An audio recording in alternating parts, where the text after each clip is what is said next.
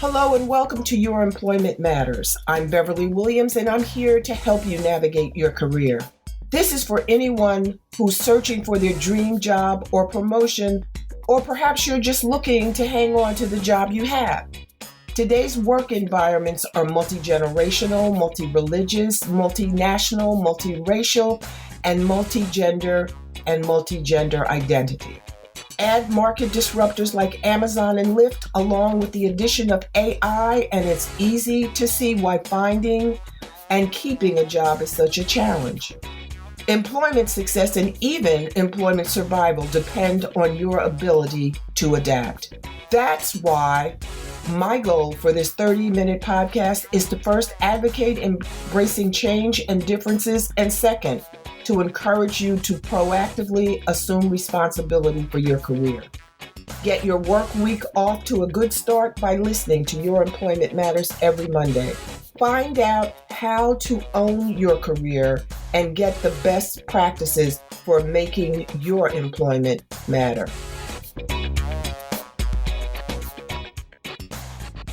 Recently, I was invited to contribute to a series of interviews in Authority Magazine, which is an online publication. The topic of the interviews and the articles is the future of work.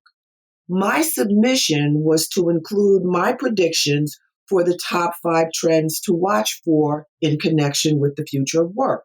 Now, the trend I feel most strongly about is the resurgence of unionism. In fact, I discussed the labor management relationship in my new book, Your GPS to Employment Success, How to Find and Succeed in the Right Job.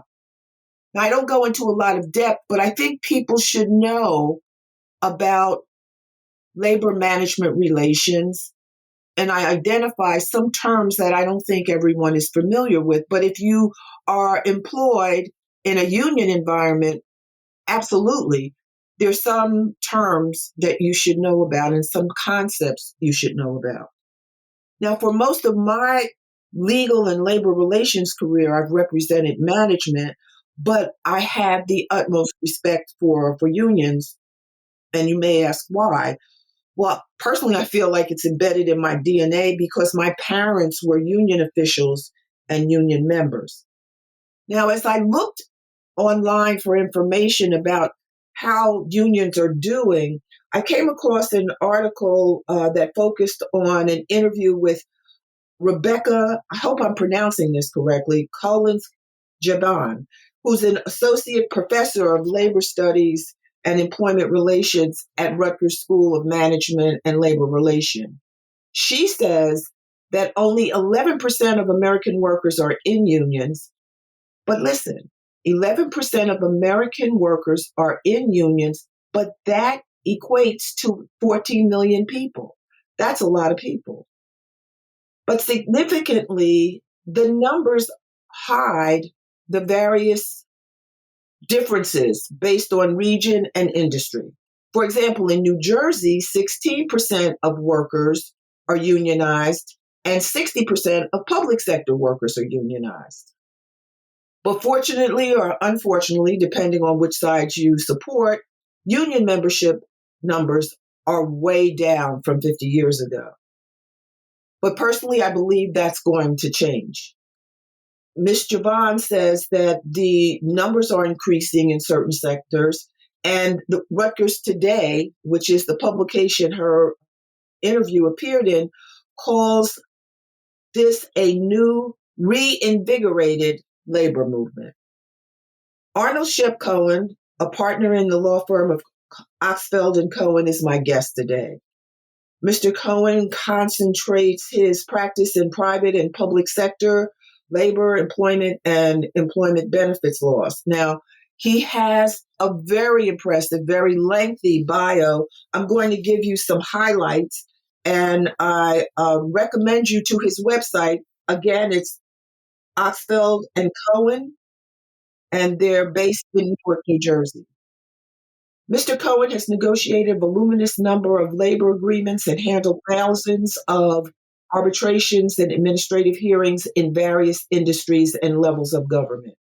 He is the former chair of the Labor and Employment Law section of the New Jersey State Bar Association, a fellow in the College of Labor and Employment Lawyers, and has been an adjunct professor for over 30 years at Rutgers School of Law in Newark, where he teaches a labor arbitration seminar, a labor negotiation seminar, and alternative dispute resolution.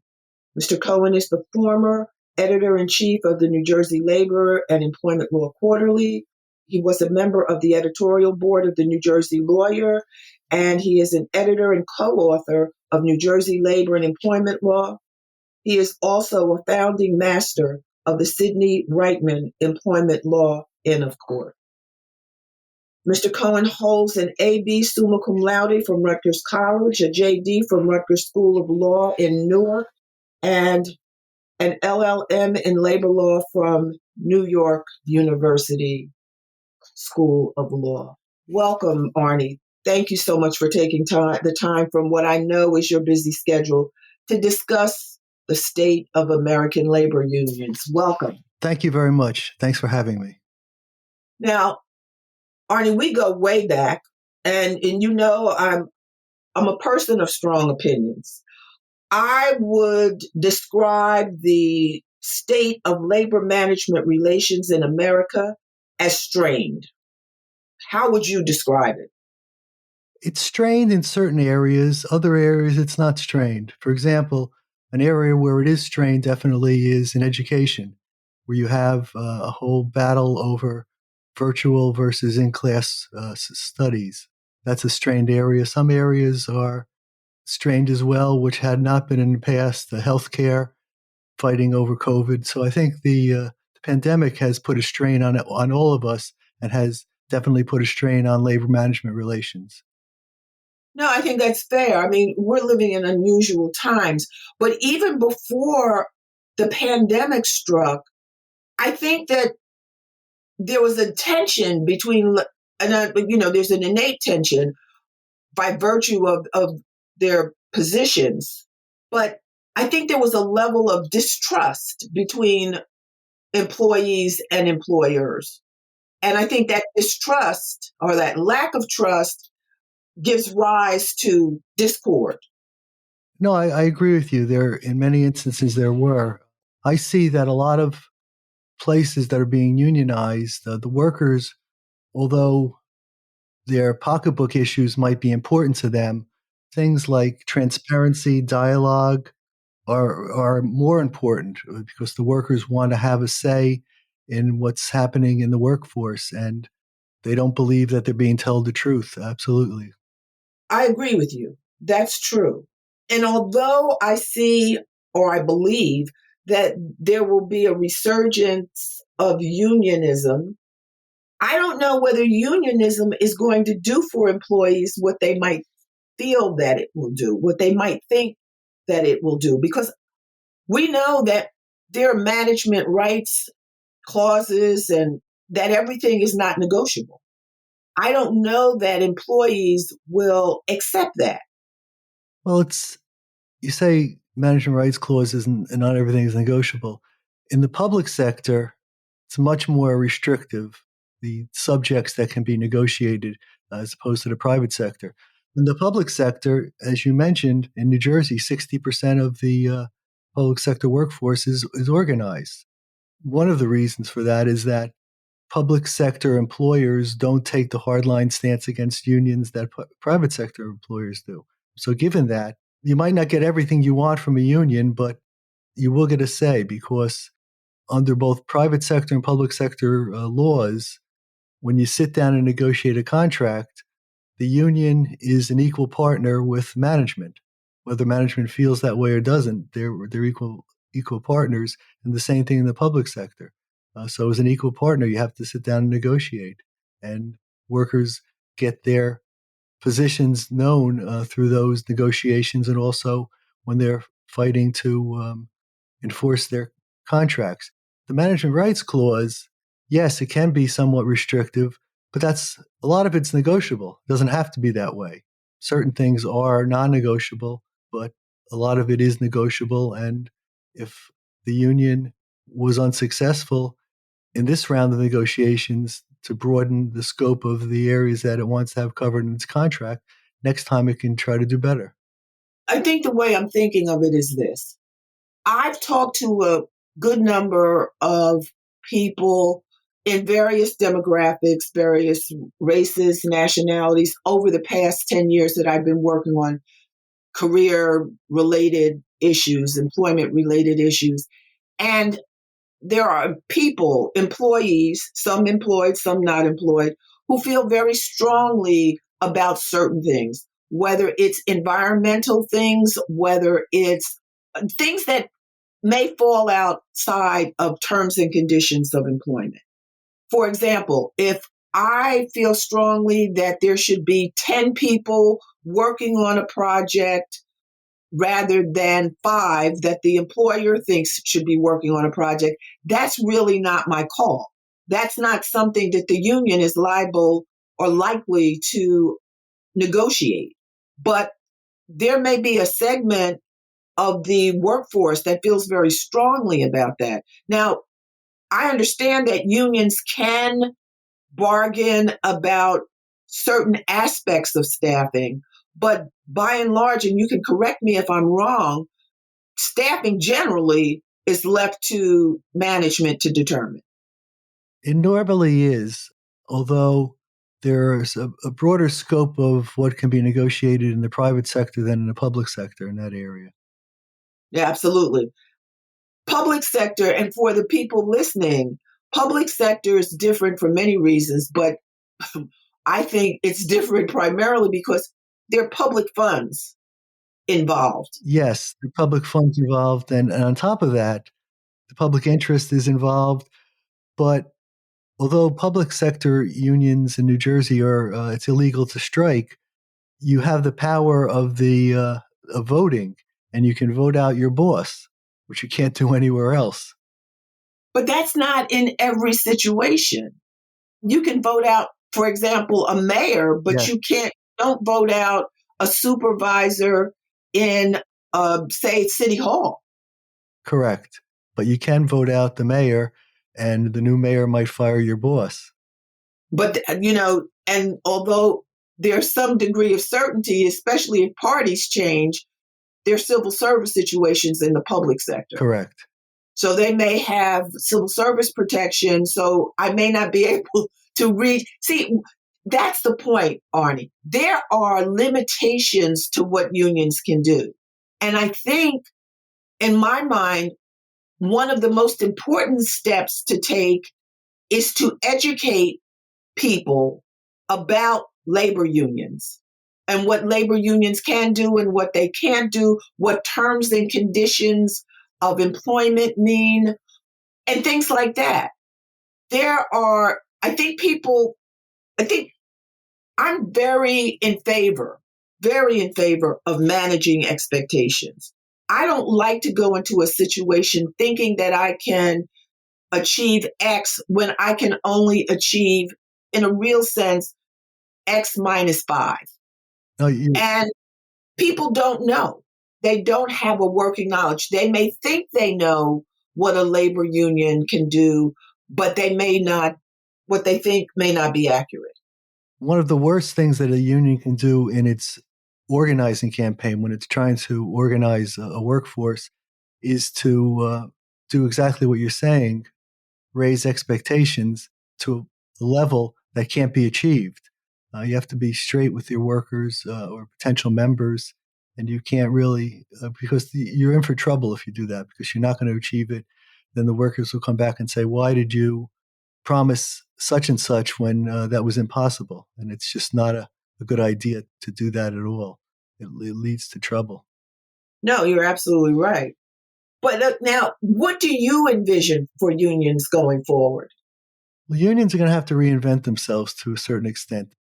In the early days of the 20th century, unions were organizing factories, assembly lines, but there's a whole new workforce out there, a group of young people who are more inclined towards unions. So the unions have to go into service areas more, maybe healthcare more, go into social media areas, and should adapt themselves to the different issues. Younger people are often more interested in lifestyle issues, dialogue, things like that, as opposed to monetary issues. So those are some of the areas that unions should focus on when they're reinventing themselves and trying to appeal to a new audience. I mean, public opinion is more favorable for unions now than it's been in many years, and they should capitalize on that. Well, I think you touched on something that I absolutely agree with, and I don't know whether employers or labor unions are going to be as transparent as employees may want both sides to be. I think that's the problem. Therein lies the rub. Transparency is important to employees, but labor unions, as well as employers, typically operate on a need to know basis. And if you don't need to know, they're not usually going to share the information with you, or they will give you maybe a little of the information, but you won't get a deep dive and you won't get the backstory, why it's being done. There may be some transparency, but it's not going to be the transparency that I think employees want. I hesitate to use the word demand because they are demanding it in some instances. I have an example right now, which is a case which is going to arbitration, and there's a contract language which says that you can hire temporary employees, but only up to 90 days. So the union wants to monitor whether the employer is complying with that provision. So they ask for a list of the temporary employees. The employer won't give it because the contract doesn't say you have to hand over a list of names. So we're in arbitration over that. There's something that an example of when an employer is just being wrong, and they're going to lose the arbitration. Although it's not in the contract, it's clear that it's something that has to be provided to the workers or to the union to monitor whether the employer is complying with the contract. There's a perfect example of non-transparency. Well, and that leads to another issue. Arguably, if the people that are working as temporary people, temporary workers, they may be working in violation of law. If they're working more than 90 days, they may over time be considered employees entitled to employee benefits and eligible for union membership. Correct. That's one of the reasons why I assume the employer doesn't want to provide the information. The other thing is they may have the temporary employee stop working for a few days and then bring them back. Yep. They work for 89 days, then they're off for 2 or 3 days and they come back. Right. And they come back for another 90. They may not want to see that. I mean, Arnie, there's so many ways that unions can be helpful. But I've always found in my experience, and when I say always, it's limited to my experience, obviously, but I've always found that when there's a respectful, civil relationship between labor and management, it benefits the union, it benefits the employers, and most importantly, it benefits the employees. Absolutely. I've been told, I guess off the record by management lawyers, that where there is a union, there's usually a better operated facility than when there's no union, because this way there's a check on the managers, which they normally don't have, and the supervisors. Well, that's true, because the other thing I found is that everyone in a managerial position, in a supervisory position, is not a good supervisor. Everyone who has a leadership role is not a good leader. And therein the employees suffer. And that causes a lot of, I don't know, more than distrust, and it's more than frustration. It's really resentment, because that employees know who's a good manager and who's not a good manager. And when people who are not good at their jobs are elevated, that really cuts to the core of the labor management relationship, and it really adversely impacts the employee's perception of the employer and the business, and how what it would take, how they can move forward. And I mean by forward, I mean in a promotional direction. And there that results in frustration, resentment, and just a negative attitude about work generally. That's why when a union comes in and they suggest have a dialogue, have meetings every month or every other month or every few weeks, whatever, with management relating to a variety of issues, they can raise the issue that the manager is not doing a good job. And if they raise that issue, maybe they're right, maybe they're wrong, but at least it's on the table and someone can look into it. And then an employer might use an outside consultant or a coach to help them get their managers to be more receptive to the workforce. But these are things that unions can bring into the discussion. No, that's something I really hadn't thought of it that way, but you're right. That's really a role that unions could play, and it would add value not only to its members but to the employer also. Have you had much success in getting employers to see that? Some, yes, some success, absolutely, and That's great. it's hard to convince an employer that they need someone to help them manage the workforce. But once they agree to it, they realize that it's not a bad idea, and it helps everybody. No one is bound by what these discussions talk about, but at least it's a starting point.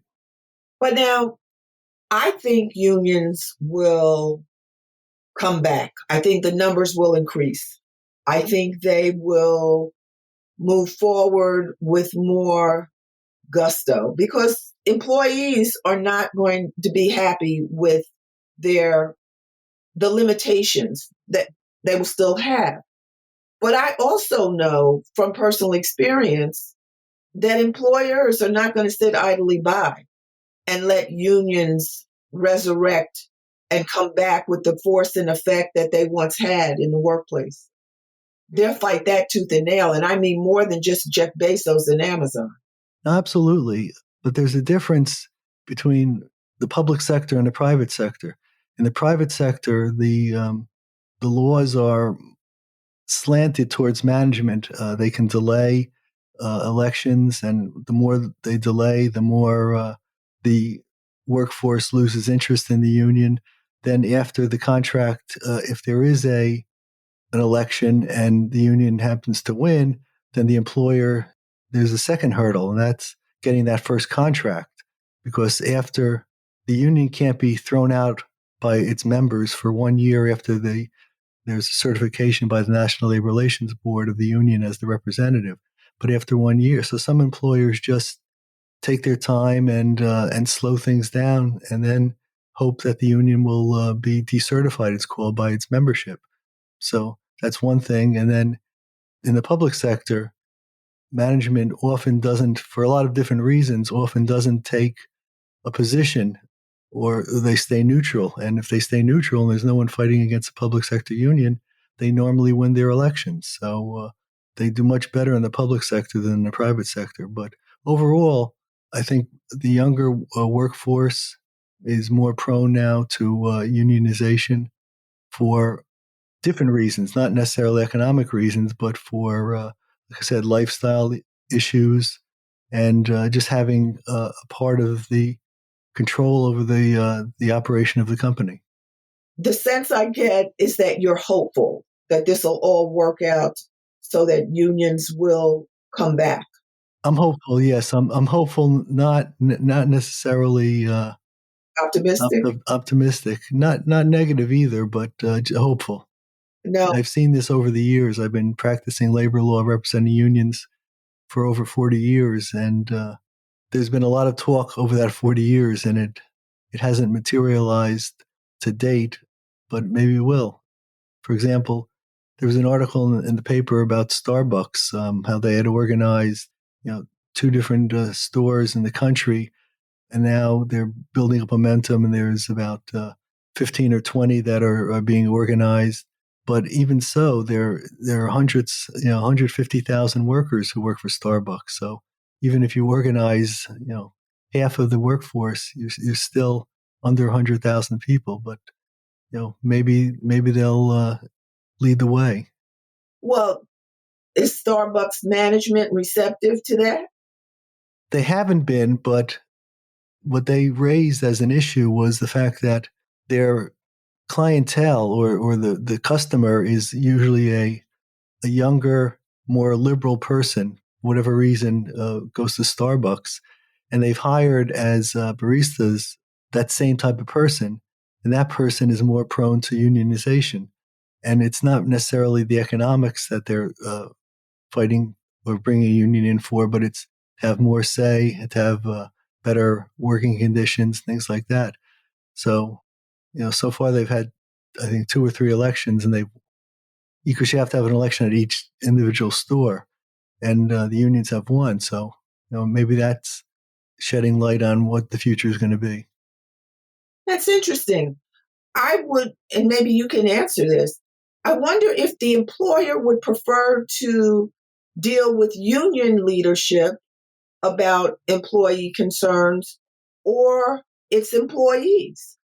In my mind, I'm thinking that possibly it would be better to deal with the union as opposed to the individual individual employees. Probably so, because this way you have one voice. Yeah. And another thing that this article pointed out was that Starbucks doesn't, if their customers are of the opinion that unions are a good idea, they don't want to alienate them by being known as an anti-union employer. So given that, they're probably not going to take a hard line on the union organizing efforts. Right. Well, we're just about finished, but we have so much more to talk about, Arnie. Will you come back? The invitation is open whenever you think that there's something going on in your area that people should know about. Absolutely. I'd be happy to do that. Because I appreciate, and you did this on short notice. Thank you so much. I appreciate you making yourself available. And again, Arnie is a partner in the law firm of Oxfeld Cohen in Newark, New Jersey. If you want more information about labor unions, I'm sure he could put you in the right direction. If you're interested in law school, he might be able to give you some information. And most assuredly, if you're a member of a union and you need representation in New Jersey or elsewhere, please check out Mr. Cohen. I don't think you'll be disappointed. Well, Beverly, thank you very much. I appreciate it. It's been a real pleasure speaking with you for the last half hour. Yes, and thank you. And don't forget to check out Arnie's show, his radio show. What station is that again, Arnie? It's The World of Work on WDVR FM, and it's every Friday from 4 to 5. I wasn't aware of the show before I read about it in one of your bios when I was attending a seminar, and I've listened to it since. It has really interesting programming, and I definitely recommend it to anyone who's interested in keeping abreast of work-related issues. And again, please check out my book, Your GPS to Employment Success, How to Find and Succeed in the Right Job. Arnie, you were going to say something? No, I'm just that in July I'll be on the air. It'll be my 25th anniversary on the air. Congratulations. Yeah, thank you. Thank you. Congratulations. So until next time, this is goodbye. And thank you again, Arnie, for your time and the wealth of information that you've shared. You're welcome. Good luck. Okay. Thanks for listening to Your Employment Matters with Beverly Williams. If you found this podcast helpful, please subscribe and leave a review. I truly appreciate your support, and that helps other listeners find the podcast. If you have a comment, question, or suggestion, you can reach me at baWilliams@youremploymentmatters.com. My book, Get the Job Done, is available on Amazon.com and BarnesandNoble.com. Please join me again next week. Until then, remember to embrace change and differences.